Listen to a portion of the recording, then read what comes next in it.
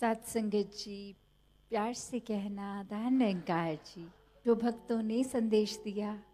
कि ये इंसान एक अगर मनुष्य का शरीर लेकर आया है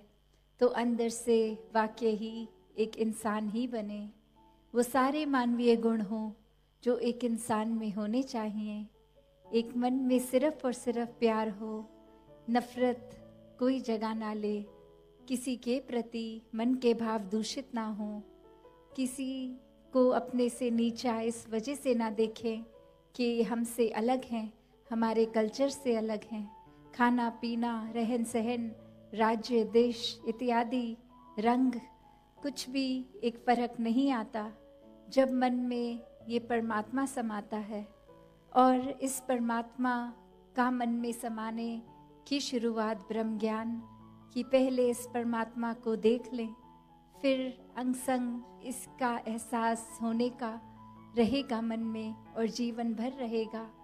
फिर चाहे हम कोई जिम्मेवारी जीवन की, घर परिवार कामकाज कुछ भी कर रहे हों, ये परमात्मा के आधार पे किया जाएगा। हर पल में एक एहसास कि हर पल में कुछ भी कर रहे हैं, कुछ भी सोच रहे हैं तो ये परमात्मा है, तो सोच भी दूषित नहीं होगी, सोच भी परोपकारी रहेगी कि कैसे हम अपना भी एक सही रास्ता उसके ऊपर अपने आप को केंद्रित रखें, अपनी सोच को शुद्ध रखें। मन में भाव अपने आप ही अच्छे हो जाते हैं जब परमात्मा का वास मन में होता है। तो कैसे एक अपने जीवन में ये सोच तभी ठीक होती है जब भाव ठीक रहें, और ये भाव भी तभी ठीक हो पाते हैं जब सोच ठीक रहे। और ये दोनों का जो एक आउटकम, ये कर्म रूप कि जब अच्छी सोच होगी, अच्छे भाव होंगे तो कर्म भी अपने आप परोपकारी ही होंगे। वो फिर एक पूरे संसार के फायदे के कर्म होंगे, अपने फायदे के कर्म होंगे कि कुछ भी ऐसा नहीं होगा जो किसी का दिल दुखाएगा, एक किसी को नीचे खींच के अपने आप को ऊंचा नहीं होगा। ये मन में अहंकार जन्म नहीं लेगा कि ये परमात्मा ही सब कुछ करता है। इस बात का एहसास जब है तो हम कौन ही होते हैं कुछ करने वाले। तो अक्सर मन में सेवा करते करते भी भाव ऐसे जब हो जाते हैं कि ये सेवा हमने अगर की तो बहुत अच्छी करी है, ये हम नहीं करते तो हो नहीं पाता काम। अगर ऐसे ख्याल मन में आ रहे हैं तो अपने आप को एक बार एक एनालाइज करके देखें, एक बार सोचें कि हम कहाँ खड़े हैं, कि ये अगर शरीर भी परमात्मा नहीं देता तो हम कुछ भी नहीं कर पाते। और हम करने वाले होते ही कौन हैं जब परमात्मा के सिर्फ हम एक वो माध्यम रूप ही बने, वो इंस्ट्रूमेंट्स ही बने कि कुछ काम अगर परमात्मा ने कराना है तो वो तो पहले से ही हो रखा है। अगर हमारे को चुना है वो करने के लिए तो अभिमान ना आए, एक अपने आप को हम उसमें भी हम्बल रखें, एक नम्रता में रखें कि ये परमात्मा ने अगर हमें चुना किसी तरह से, किसी के जीवन में कुछ तरह का भी आराम देने का एक इंस्ट्रूमेंट, तो वो सिर्फ इसलिए नहीं कि हमारे अंदर कोई कैपेबिलिटी है, कोई गुण है, नहीं, ये तो कृपा है। तो कैसे हर किसी ने जहाँ अपने मन में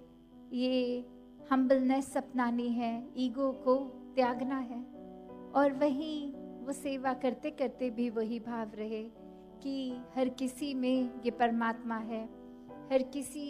के अंदर ये अंश आत्मा इस परमात्मा की ही है। तो हर किसी में एक अपना ही रूप दिखे, ये परमात्मा ही दिखे। तो भाव मन के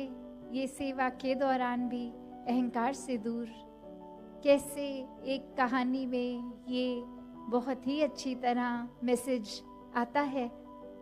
कि एक बार एक इंसान कहीं जाता है जहाँ बहुत ही आस्था रखने वाले,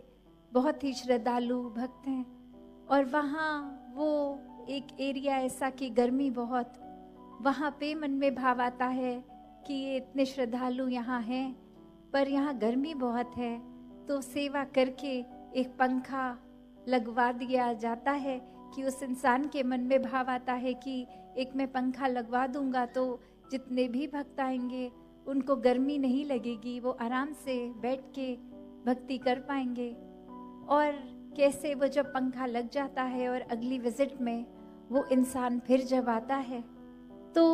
वो ये देखता है कि हर कोई अब पंखा तो है, एक ठंडक है, पर किसी को पता नहीं कि ये पंखा मैंने लगवाया है। तो कोई उस इंसान का शुक्रिया नहीं कर रहा, हर कोई बस आराम से अपना एक जो करने आए हैं वो करके जा रहे हैं। और अब मन में वो अहंकार जन्म लेता है कि ये पंखा मैंने लगवाया है यहाँ और कोई मेरा शुक्रिया नहीं कर रहा। फिर वो इंसान वो पंखे के जैसे 3 ब्लेड होते हैं, तीनों पे अपना नाम लिखवा देता है कि कोई अब देखेगा तो पता लगेगा ये पंखा मैंने लगवाया, वरना तो ये गर्मी ही महसूस होती। और अब अगली बार फिर जब वो इंसान वहाँ जा रहा है तो देख रहा है कि वो पंखे की स्पीड ऐसी है कि नाम तो पढ़ा ही नहीं जा रहा और कोई फिर ये शुक्रिया उसका नहीं कर रहा। और अब जब ख्याल आया और अहंकार मन में आया तो यही कहा कि ये पंखे को बंद कर दो ताकि अब सब ऊपर देखेंगे गर्मी से तो मेरा नाम पता लगेगा कि इस इंसान ने पंखा लगाया है। तो भाव इस कहानी के पीछे क्या कि एक अब जब पंखा बंद हो ही गया तो वो पर्पस जो शुरुआत में ये प्योर एक बहुत ही पावन भाव थे कि वो एक सेवा में हर एक के फायदे के लिए ही ये काम हो कि किसी को गर्मी ना लगे। और अब वो सेवा भाव कहाँ दूषित हो गया, अब सिर्फ इसलिए ही वहाँ आना हुआ उस इंसान का बार बार कि देखें कि कितने लोग मेरी प्रशंसा कर रहे हैं कि मैंने उनके जीवन में आराम दिया। और अब पंखा बंद होने के बाद सब फिर गर्मी में ही बैठे हैं, तो चाहे एक पंखे की ओर देख भी रहे हैं, नाम भी पढ़ रहे हैं, तो भी वो शुक्राना भाव नहीं आ पा रहा उस इंसान के प्रति, क्योंकि गर्मी तो वैसी ही लग रही है। तो भाव क्या कि हम अगर कोई लालच की वजह से कोई हमें वापस चीज़ चाहिए, एक अपने कर्मों को ठीक करने की वजह से इस परमात्मा को याद कर रहे हैं, भक्ति कर रहे हैं या कोई सेवा का भाव रख रहे हैं, तो वो भाव ही दूषित है,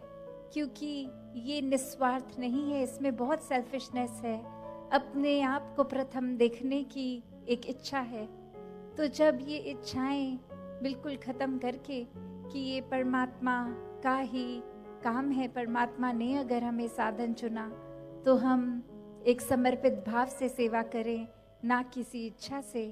तो ऐसे मन को एक ठीक रखने के लिए परमात्मा का वास, परमात्मा से इस मन की लगन हमेशा के लिए लगी होनी चाहिए, वरना तो एक भाव मन के एक बेचैन ही करेंगे, एक अपना फ़ायदा ही ढूंढेंगे। तो कैसे निस्वार्थ भक्ति एक अपने आप को समर्पित करके मन को एक अहंकार से हटाकर जब की जाए तो वाक्य ही वो सेवा, वो भक्ति एक मुबारक हो जाती है। तो दासी और समय ना लेके इन्हीं शब्दों से आपसे आज्ञा लेगी। सत संगत जी, धन निरंकार जी।